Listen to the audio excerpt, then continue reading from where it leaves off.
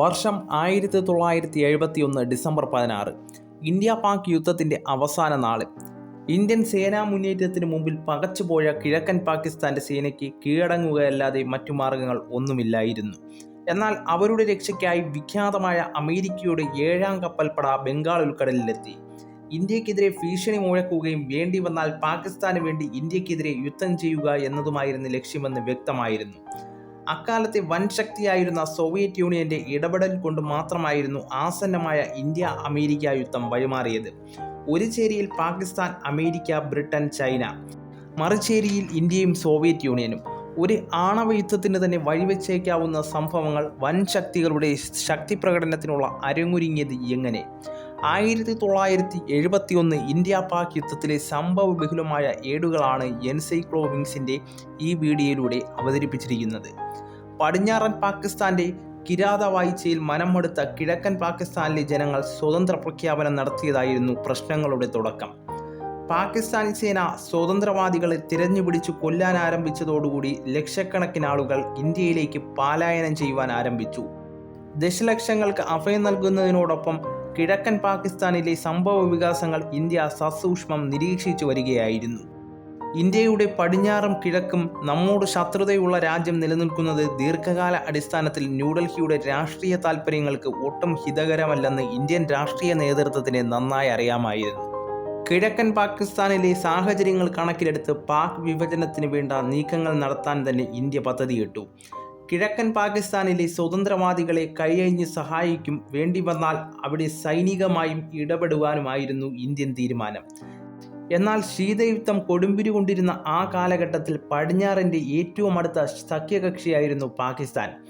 അതുകൊണ്ട് തന്നെ പാകിസ്ഥാനുമായി ഒരു യുദ്ധമുണ്ടായാൽ ബ്രിട്ടനും ചൈനയുമെല്ലാം രംഗത്തിറങ്ങുമെന്നും ഒരേ സമയം അവരോടെല്ലാം പോരിടേണ്ടി വരുമെന്ന സ്ഥിതിവിശേഷം ഉണ്ടായിരുന്നു. ഇന്ത്യ ഇത് തിരിച്ചറിഞ്ഞ് ഇവർക്കെതിരെ പോരാടാൻ ശക്തമായിട്ടുള്ള ഒരു സുഹൃത്തിനെ വേണമെന്ന് ഇന്ത്യൻ രാഷ്ട്രീയ നേതൃത്വത്തിന് മനസ്സിലായി. അക്കാലത്തെ മറ്റൊരു സൈനിക വൻശക്തിയായിരുന്ന സോവിയറ്റ് യൂണിയനെ കൂട്ടുപിടിക്കുകയായിരുന്നു ഇന്ത്യൻ തന്ത്രം. ശത്രുവിൻ്റെ ശത്രു മിത്രമാണല്ലോ. ഇതിനായി ഇന്ത്യ 2 ദശകങ്ങളായി തുടർന്നു പോകുന്ന ചേരിചേരാ നയം താൽക്കാലികമായി ഉപേക്ഷിക്കുകയും സോവിയറ്റുകളുമായി 20 വർഷത്തെ സൗഹൃദ സഹകരണ കരാർ ഒപ്പുവയ്ക്കുകയും ചെയ്തു. ഒരു വൈദേശിക ആക്രമണം ഉണ്ടായാൽ അതിനെ ചെറുത്തു തോൽപ്പിക്കുവാൻ ഇന്ത്യക്ക് സോവിയറ്റ് സഹായം ഉറപ്പാക്കുന്നതായിരുന്നു ആ കരാർ. കിഴക്കൻ പാകിസ്ഥാനിലെ സ്വതന്ത്രവാദികൾക്ക് ഇന്ത്യ നൽകിപ്പോന്ന സന്നാഹങ്ങളിൽ ഉപരി ഇന്ത്യൻ നാവികസേന ബംഗാൾ ഉൾക്കടലിൽ ഏർപ്പെടുത്തിയ നാവിക ഉപരോധമായിരുന്നു പടിഞ്ഞാറൻ പാകിസ്ഥാനെ വലച്ചത്. കിഴക്കൻ പാകിസ്ഥാനിലെ ജനങ്ങൾക്ക് വേണ്ട സപ്ലൈകൾ പടിഞ്ഞാറൻ പാകിസ്ഥാനിൽ നിന്നും കടൽ മാർഗമായിരുന്നു എത്തിച്ചത്. എന്നാൽ അക്കാലത്തെ ഇന്ത്യൻ വിമാനവാഹിനിയായ INS വിക്രാന്തിൻ്റെ നേതൃത്വത്തിലുള്ള കാരിയർ ബാറ്റൽ ഗ്രൂപ്പ് ബംഗാൾ ഉൾക്കടലിൽ ഉപരോധം ആരംഭിച്ചതോടുകൂടി ഈ സപ്ലൈ ലൈൻ ഫലപ്രദമായിട്ട് വിച്ഛേദിക്കുവാൻ ഇന്ത്യൻ നാവികസേനയ്ക്കായി. ഇന്ത്യയുമായി സമ്പൂർണ്ണ യുദ്ധത്തിലേക്ക് ഏർപ്പെടുക എന്ന മാർഗം മാത്രമേ പാകിസ്ഥാന് മുന്നിൽ അവശേഷിച്ചത്. 1971 ഡിസംബർ 3 ഇന്ത്യൻ പ്രദേശത്തെ 10ഓളം വ്യോമതാവളങ്ങളിൽ പടിഞ്ഞാറൻ പാകിസ്ഥാൻ വ്യോമാക്രമണം നടത്തിയതോടുകൂടി യുദ്ധത്തിന് ഔദ്യോഗികമായി തുടക്കം കുറിച്ചു. എന്നാൽ ഇന്ത്യയുടെ രാഷ്ട്രീയ സൈനിക നേതൃത്വങ്ങൾ ഇത്തരമൊരു ആക്രമണം പ്രതീക്ഷിച്ചിരിക്കുകയായിരുന്നു. തുടർന്ന് ഇരു മുന്നണികളിലുമായി ഇന്ത്യ ശക്തമായി സൈനിക നീക്കം നടത്തുകയും പാക് സേനയ്ക്ക് വൻ തിരിച്ചടി നേരിടേണ്ടി വരികയും ചെയ്തു. ആദ്യ ദിവസങ്ങളിലെ ഇന്ത്യൻ സേനകളുടെ മുന്നേറ്റത്തിൽ തന്നെ കിഴക്കൻ പാകിസ്ഥാനിലെ സൈനിക സംവിധാനങ്ങൾ തകർന്നു തരിപ്പണമായിരുന്നു. ബംഗാൾ ഉൾക്കടലിലെ നാവിക ഉപരോധം കൂടി ആയതോടുകൂടി യുദ്ധം ആരംഭിച്ച് ഏതാനും ദിവസങ്ങൾക്കകം ഇന്ധനവും ആയുധങ്ങളും ഭക്ഷണവും ഉൾപ്പെടെ ആവശ്യ വസ്തുക്കൾ പോലും കിട്ടാതെ അവിടുത്തെ പാക് സേന നട്ടം തിരിഞ്ഞു. യുദ്ധത്തിൻ്റെ തുടക്കത്തിൽ തന്നെ ഇന്ത്യൻ നാവികസേനയുടെ കാരിയർ ബാറ്റൽ ഗ്രൂപ്പിനെ തകർക്കുക എന്ന ലക്ഷ്യത്തോടുകൂടി പാക് നേവി PNS ഗാസി എന്ന അന്തർവാഹിനിയെ നിയോഗിച്ചു. അക്കാലത്ത് പാക് നാവികസേനയുടെ ഏറ്റവും മികച്ച ആയുധമായിരുന്നു ഫ്രഞ്ച് നിർമ്മിതമായ ഈ അന്തർവാഹിനി. എന്നാൽ ഈ നീക്കം മണത്തെറിഞ്ഞ് ഇന്ത്യൻ നാവികസേന INS രജ്പുത് എന്ന ഡിസ്ട്രോയർ ഉപയോഗിച്ച് ഗാസിയെ തന്ത്രപരമായിട്ട് മുക്കുകയായിരുന്നു. അതോടെ പിടിച്ചു നിൽക്കുവാൻ മറ്റൊരു മാർഗമില്ലെന്ന് മനസ്സിലാക്കിയ പാകിസ്ഥാൻ തങ്ങളുടെ സഖ്യരാഷ്ട്രങ്ങളായ അമേരിക്കയുടെയും ബ്രിട്ടൻ്റെയും ചൈനയുടെയും സഹായം തേടുക മാത്രമായിരുന്നു ഏക പോംവഴി. പാക് അഭ്യർത്ഥന ലഭിച്ചതോടുകൂടി നിക്സൺ ഭരണകൂടം ഇന്ത്യക്കെതിരെയുള്ള പടനീക്കങ്ങൾ ആരംഭിച്ചു. ദക്ഷിണേഷ്യയിൽ സോവിയറ്റ് യൂണിയനെതിരായുള്ള തുറുപ്പുചീട്ടായിരുന്നു അന്ന് അമേരിക്ക പാകിസ്ഥാനെ കണ്ടിരുന്നത്. അതിനാൽ ഇന്ത്യക്കെതിരായ യുദ്ധത്തിൽ പാകിസ്ഥാനെ സഹായിക്കേണ്ടത് അനിവാര്യമാണെന്ന് അവർ കണക്കാക്കി. യുദ്ധത്തിനുള്ള തയ്യാറെടുപ്പുകൾ ആരംഭിച്ചപ്പോൾ തന്നെ പാകിസ്ഥാന് വേണ്ട എന്ത് സഹായവും നൽകാമെന്ന് അമേരിക്ക ഏറ്റിരുന്നു. മാത്രമല്ല, പാകിസ്ഥാനൊപ്പം ഇന്ത്യക്കെതിരെ യുദ്ധം ചെയ്യാൻ അവർ ചൈനയെ പ്രേരിപ്പിക്കുകയും ചെയ്തു. അതേസമയം ഇന്ത്യക്കെതിരെ ഉണ്ടായ ഓരോ നീക്കവും പ്രതിരോധിക്കുക എന്നതായിരുന്നു സോവിയറ്റ് യൂണിയൻ അവലംബിച്ചത്. ചൈന ഇന്ത്യയെ ആക്രമിക്കുകയാണെങ്കിൽ അവരുടെ ഷിൻജിയാങ് പ്രവിശ്യ ആക്രമിക്കുമെന്ന് സോവിയറ്റ് യൂണിയൻ താക്കീത് നൽകി. അതിനുവേണ്ടി തന്നെ ചൈനയുടെ വടക്ക് പടിഞ്ഞാറൻ പ്രദേശത്ത് സോവിയറ്റ് സേന യുദ്ധസജ്ജരായി നിലയുറപ്പിക്കുകയും ചെയ്തു. അതോടെ ഇന്ത്യയെ ആക്രമിക്കുവാനുള്ള ഉദ്യമത്തിൽ നിന്നും പിന്മാറുവാൻ ചൈന നിർബന്ധിതരായി. തുടർന്ന് പോർക്കളത്തിലേക്ക് നേരിട്ടിറങ്ങാൻ അമേരിക്കയും ബ്രിട്ടനും നിർബന്ധിതരായി. ഒരു സംയുക്ത നീക്കത്തിലൂടെ ഇന്ത്യക്ക് ഭീഷണി ഉയർത്തി പാക് പരാജയം തടയുക എന്നതായിരുന്നു തന്ത്രം. പക്ഷേ ഇരു കൂട്ടർക്കും തങ്ങളുടെ സേനകളെ പ്രദേശത്തെത്തിക്കുവാൻ സമയം വേണമായിരുന്നു. അതിൻ്റെ ഭാഗമായി പ്രശ്നം ഐക്യരാഷ്ട്രയിൽ അവതരിപ്പിക്കുകയും ഒരു താൽക്കാലിക വെടിനിർത്തലിനും ഇന്ത്യയെ നിർബന്ധിപ്പിക്കുകയും ചെയ്തു. ഇന്ത്യക്കെതിരായ സൈനിക നടപടി ആരംഭിക്കും മുമ്പ് അമേരിക്ക നയതന്ത്ര മാർഗം കൂടി അവലംബിച്ചിരുന്നു എന്ന് ലോകത്തെ ബോധ്യപ്പെടുത്തുവാനുള്ള നിക്സൺ ഭരണകൂടത്തിൻ്റെ തന്ത്രമായിരുന്നു അത്. എന്നാൽ സോവിയറ്റ് യൂണിയൻ അവിടെയും ഇന്ത്യയുടെ രക്ഷയ്ക്കെത്തി. UN രക്ഷാസമിതിയുടെ സ്ഥിരമംഗമായ സോവിയറ്റ് യൂണിയൻ ഈ പ്രമേയങ്ങൾ വീറ്റോ ചെയ്തു. എന്നു മാത്രമല്ല, തങ്ങളുടെ സുഹൃത്ത് രാജ്യമായ ഇന്ത്യക്കെതിരെ UN സുരക്ഷാ സമിതി എടുക്കുന്ന ഏത് തീരുമാനത്തെയും ഇനിയും എതിർക്കുമെന്ന് പരസ്യമായി പ്രഖ്യാപിക്കുകയും ചെയ്തു. 1971 ഡിസംബർ 10 പസഫിക് സമുദ്രത്തിൽ വിന്യസിക്കപ്പെട്ടിരുന്ന അമേരിക്കയുടെ 7ാം കപ്പൽപ്പടയോട് ഉടൻ തന്നെ ബംഗാൾ ഉൾക്കടലിലേക്ക് നീങ്ങുവാൻ പ്രസിഡന്റ് നിക്സൺ ഉത്തരവ് നൽകി. ലോകത്തിലെ ആദ്യ ആണവ വിമാനവാഹിനിയായ US എൻ്റർപ്രൈസ് ആയിരുന്നു ഈ കപ്പൽപ്പടയുടെ ഫ്ലാഗ്ഷിപ്പ്. 93,000 ടൺ ഭാരവും 90ഓളം വിമാനങ്ങൾ വഹിക്കുവാനുള്ള ശേഷിയുമുള്ള ഒരു പടുകൂറ്റൻ വിമാനവാഹിനിയായിരുന്നു എൻ്റർപ്രൈസ്. ഇന്ത്യ പാക് യുദ്ധം ആരംഭിക്കുമ്പോൾ വിയറ്റ്നാം യുദ്ധത്തിൻ്റെ ഭാഗമായി തെക്കൻ ചൈന കടലിലെ ടോങ്ങിങ് കടലിടുക്കിലായിരുന്നു ഈ കപ്പൽപ്പട നിലയുറപ്പിച്ചിരുന്നത്. പെൻറ്റഗണിൽ നിന്നും അറിയിപ്പ് ലഭിച്ചതോടുകൂടി US എൻ്റർപ്രൈസിൻ്റെ നേതൃത്വത്തിൽ 13 പടക്കപ്പലുകളും ഒരു ന്യൂക്ലിയർ സബ്മറൈനും അടങ്ങുന്ന നമ്പർ 74 എന്ന വമ്പൻ ടാസ്ക് ഫോഴ്സ് ഇന്ത്യയിലേക്ക് തിരിച്ചു. എന്നാൽ മാർഗമധ്യേ ഈ വ്യൂഹത്തിന് സിംഗപ്പൂർ തുറമുഖത്ത് ഒരു ദിവസത്തേക്ക് തങ്ങേണ്ടതായി വന്നു. കൂടാതെ കൂടെയുണ്ടായിരുന്ന കപ്പലുകൾക്ക് ഇന്ധനവും മറ്റ് ആവശ്യ വസ്തുക്കൾ നിറയ്ക്കേണ്ടതായി വന്നതായിരുന്നു ഇതിനുള്ള കാരണം. തൊട്ടടുത്ത ദിവസം തന്നെ ഈ വ്യൂഹം മലാക്ക കടലിടുക്കിലൂടെ കൂടുതൽ പടിഞ്ഞാറ് ഭാഗത്തേക്ക് നീങ്ങി. അതേസമയം പസഫിക്കിന് മുകളിലും ഇന്ത്യ മഹാസമുദ്രത്തിലും വിന്യസിച്ചിരുന്ന ചാര ഉപഗ്രഹങ്ങൾ മുഖേന സോവിയറ്റ് യൂണിയൻ അമേരിക്കൻ നീക്കങ്ങളെല്ലാം നിരീക്ഷിക്കുന്നുണ്ടായിരുന്നു.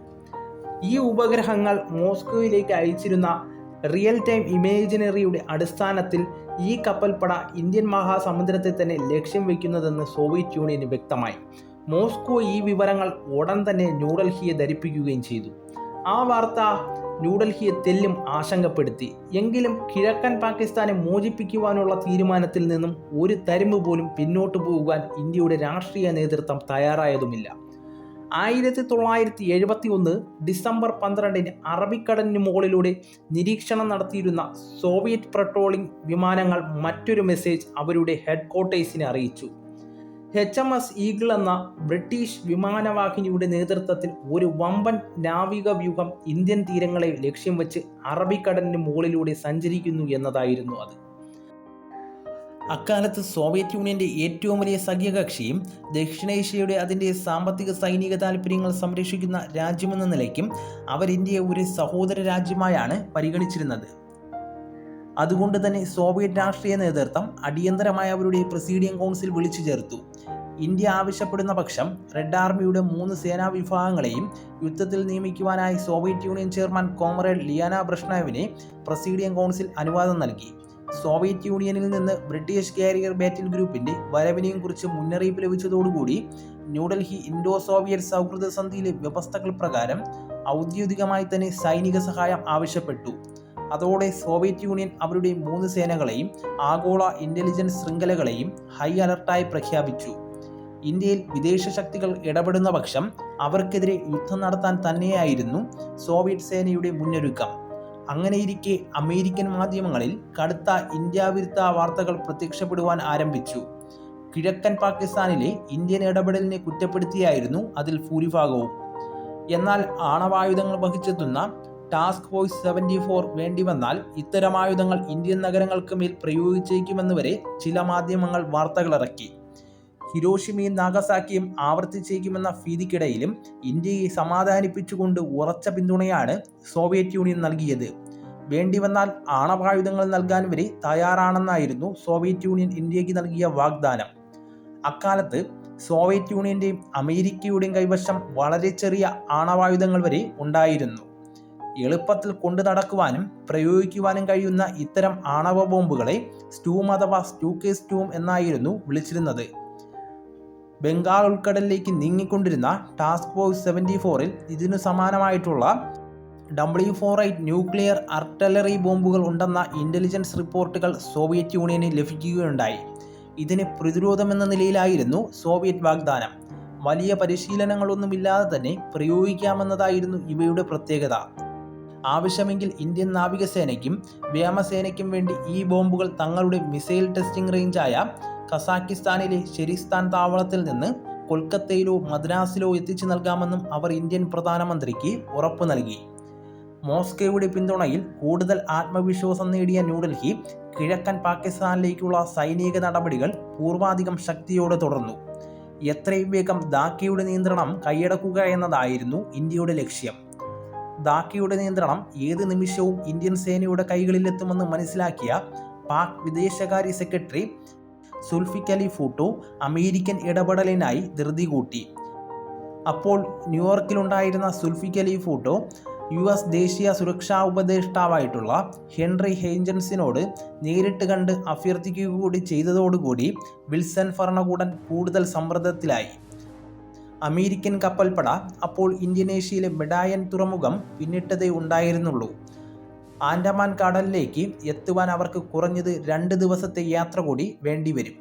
ഇത് മനസ്സിലാക്കിയ പെൻറ്റഗൺ ഇന്ത്യയെ സമ്മർദ്ദത്തിലാക്കുവാൻ മറ്റൊരു തന്ത്രം പ്രയോഗിച്ചു. അറബിക്കടലിനോട് അടുത്ത ബ്രിട്ടീഷ് റോയൽ കാരിയർ ബാറ്റിൽ ഗ്രൂപ്പിനോട് പടിഞ്ഞാറൻ തീരത്തോട് കൂടുതൽ ചേർന്ന് വിന്യാസം നടത്തുവാൻ പെൻറ്റഗൺ നിർദ്ദേശിച്ചു. തൽഫലമായി ഇന്ത്യൻ ഉപദ്വീപിനോട് തെക്ക് പടിഞ്ഞാറ് ചേർന്ന ബ്രിട്ടീഷ് വിമാനവാഹിനിയും അതിൻ്റെ എസ്കോർട്ട് കപ്പലുകളും നിലയുറപ്പിച്ചു. ബ്രിട്ടീഷ് നാവിക വ്യൂഹത്തിൻ്റെ നീക്കങ്ങൾ നിരീക്ഷിച്ചു വന്ന യമൻ ദ്വീപായ സുഖോത്ര നേവൽ ബേസിൽ നിന്ന് 2 IL-38 ASW വിമാനങ്ങളെ അയച്ചു. HMS ഈഗിൾ നേതൃത്വം കൊടുക്കുന്ന ടാസ്ക് ഫോഴ്സിന് കിലോമീറ്ററുകൾ അകലെ എത്തിയ ഈ IL-38 4 ഡമ്മി എയർ ലോഞ്ചിങ് ടോർക്കഡോകളാണ് കടലിൽ നിക്ഷേപിച്ചത്. ഇന്ത്യയെ ആക്രമിക്കാൻ ബ്രിട്ടീഷ് നേവി ഒരുങ്ങിയാൽ തങ്ങൾ അവരെ തകർക്കുമെന്ന സൂചന കൊടുക്കാനായിരുന്നു ഈ നീക്കം. അതിൽ ഒരു വിമാനത്തിലെ പൈലറ്റ് HMS ഈഗിളിലെ ക്യാപ്റ്റൻ അയച്ച സന്ദേശങ്ങളിൽ വ്യക്തമായിട്ടുള്ള മുന്നറിയിപ്പുകൾ ഉണ്ടായിരുന്നു. ഇന്ത്യൻ മഹാസമുദ്രത്തിൽ നിന്നും ഉടനടി പിൻവലിഞ്ഞില്ല എങ്കിൽ പ്രത്യാഘാതം ഗുരുതരമായിരിക്കുമെന്നായിരുന്നു മറുപടി. തൊട്ടു പിന്നാലെ തന്നെ സോവിയറ്റ് കപ്പലുകളുടെ കമ്മ്യൂണിക്കേഷൻ കോണ്ടാക്റ്റുകൾ HMS ഈഗിളിനും അതിൻ്റെ എസ്കോർട്ട് ഷിപ്പുകൾക്കും ലഭിക്കുകയും ചെയ്തു. ഇന്ത്യൻ അഭ്യർത്ഥന ലഭിച്ച ഉടൻ സോവിയറ്റ് യൂണിയൻ അറേബ്യൻ ഉപദ്വീപായ കടൽ മേഖലയിൽ നിന്നും ഇന്ത്യയുടെ കിഴക്കൻ തീരത്തേക്ക് തങ്ങളുടെ നാവികസേനയെ അയച്ചു. ഹെവി ക്രൂയിസുകളും ഡിസ്ട്രോയികളും സ്പൈഷിപ്പുകളും അടങ്ങുന്ന ഒരു വമ്പൻ കപ്പൽപ്പടയായിരുന്നു അത്. HMS ഈഗിളിലെ നിരീക്ഷണ വിമാനങ്ങൾ സോവിയറ്റ് കപ്പൽപ്പടയുടെ ചിത്രങ്ങൾ എടുക്കുക കൂടി ചെയ്തതോടുകൂടി അപകടം മണത്ത ബ്രിട്ടീഷ് കാരിയർ ഗ്രൂപ്പ് തങ്ങളുടെ സഞ്ചാര ദിശ മാറ്റി തെക്കോട്ട് ഡീഗോഗാഷ് സമീപത്തേക്ക് നീങ്ങുവാൻ തുടങ്ങി. ബ്രിട്ടീഷ് ഭീഷണി ഒഴിഞ്ഞതോടുകൂടി സോവിയറ്റ് കപ്പൽപ്പട ഇന്ത്യയുടെ കിഴക്കോട്ട് സഞ്ചാരം മാറി യാത്ര തുടരുകയും ശ്രീലങ്കയുടെ വടക്ക് മാറി അന്താരാഷ്ട്ര സമുദ്രപാതയ്ക്ക് സമീപം നില ഉറപ്പിക്കുകയും ചെയ്തു. 1971 ഡിസംബർ 15 അമേരിക്കൻ കപ്പൽപ്പടയുടെ ടാസ്ക് ഫോഴ്സ് 74 മലാക്ക കടലിടുക്ക് കടന്ന് ബംഗാൾ ഉൾക്കടലിൽ പ്രവേശിച്ചു. സോവിയറ്റ് കപ്പൽപ്പട ബംഗാൾ ഉൾക്കടലിൽ തെക്ക് ഭാഗത്ത് നിലയുറപ്പിച്ചിരുന്ന ബ്രിട്ടീഷ് നേവിയുടെയും അമേരിക്കൻ നാവൽ ഇൻ്റലിജൻസിൻ്റെയും മുന്നറിയിപ്പുകൾ അവർക്ക് നേരത്തെ തന്നെ ലഭിക്കുകയുണ്ടായി.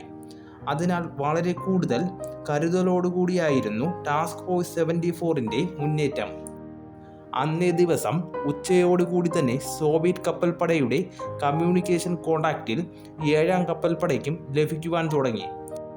കാര്യങ്ങൾ വാഷിംഗ്ടൺ കണക്കുകൂട്ടിയതുപോലെ അല്ല നടക്കുന്നത് എന്ന് വ്യക്തമായിരുന്നു. ശ്രീലങ്കയ്ക്ക് വടക്കുമാറി നിലയുറപ്പിച്ചിരുന്ന സോവിയറ്റ് കപ്പൽപ്പട അതിനോടകം തന്നെ അമേരിക്കൻ ടാസ്ക് ഫോഴ്സിന് നിരന്തരം വാർണിംഗ് മെസ്സേജുകൾ അയക്കുവാൻ തുടങ്ങി.